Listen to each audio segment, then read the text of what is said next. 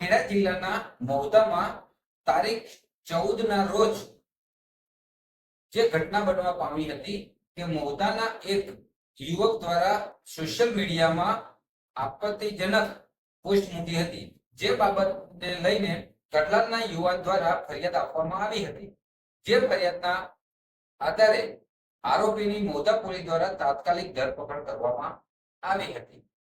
ત્યારબાદ પોલીસ ફરિયાદ નોંધાવ્યા બાદ જે કઠલાલના ફરિયાદી છે તેઓ જઈ રહ્યા હતા ત્યારે મુખ્ય માર્ગ ઉપર તેઓની ગાડી પર હિચકારો હુમલો કરવામાં આવ્યો હતો, જે બાબતે મહુધા પોલીસ સ્ટેશને બીજો ગુનો જે નોંધાયો હતો, જેમાં 100 લોકોના ટોળાએ હુમલો કર્યો છે એવું સામે આવ્યું હતું।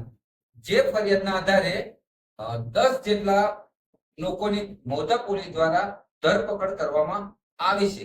ત્યારે ગઈકાલે સોશિયલ મીડિયામાં પોસ્ટ કરનાર વ્યક્તિને કોર્ટમાં રજૂ કરવામાં આવ્યો હતો, તેમજ આજે જે ટોળાએ હુમલો કરેલો તેવા વ્યક્તિઓને આજે મહુધા કોર્ટમાં રજૂ કરવામાં આવ્યા હતા।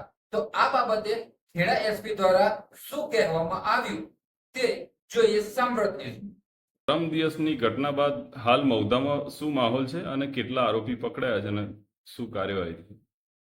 પરમ દિવસે જે ઘટના બની એમાં પોલીસે તાત્કાલિક ત્વરિત એક્શન લઈ અને પરિસ્થિતિને કંટ્રોલમાં લઈ લીધેલી, શાંતિ સ્થાપેલી અને એમાં જે 3 ગુના દાખલ થયેલા, એક સોશિયલ મીડિયા પોસ્ટને લગતા અને અન્ય 2 ગુના ટોળાને લગતા દાખલ થયેલા। એમાં ટોટલ 12 આરોપીની ધરપકડ કરવામાં આવેલી છે અત્યાર સુધીમાં। એ લોકોને નામદાર કોર્ટમાં પ્રોડ્યુસ કરી રિમાન્ડ મેળવવામાં આવેલ છે। સોશિયલ મીડિયાવાળા ગુનામાં 2 દિવસના રિમાન્ડ મળેલ છે, અન્ય ગુનાની અંદર 2.5 દિવસના રિમાન્ડ મળેલ છે। હાલ તપાસ પોલીસ ઇન્સ્પેક્ટર ચૌધરી કરી રહ્યા છે। અને એ સિવાય સૌથી અગત્યની બાબત, આજનો દિવસ ઈદ મિલાદના જુલુસનો છે અને આવતીકાલે ગણેશ વિસર્જનના મુખ્ય તહેવાર છે। તો આ બંને દિવસે પોલીસ બંદોબસ્ત જેટલા સેન્સિટિવ પોઈન્ટ છે તમામ જગ્યાએ ખૂબ સારી રીતે ગોઠવવામાં આવેલો છે। ડ્રોન સર્વેલન્સ ચાલુ છે। એ સિવાય ટેકનોલોજીમાં વાત કરીએ તો વિડીયોગ્રાફી, બોડી ઓન કેમેરા અને અમારા સાયબર સેલ દ્વારા જે મોનિટરિંગ થઈ રહ્યું છે એ પ્રકારે ચુસ્ત બંદોબસ્ત ચાલુ છે।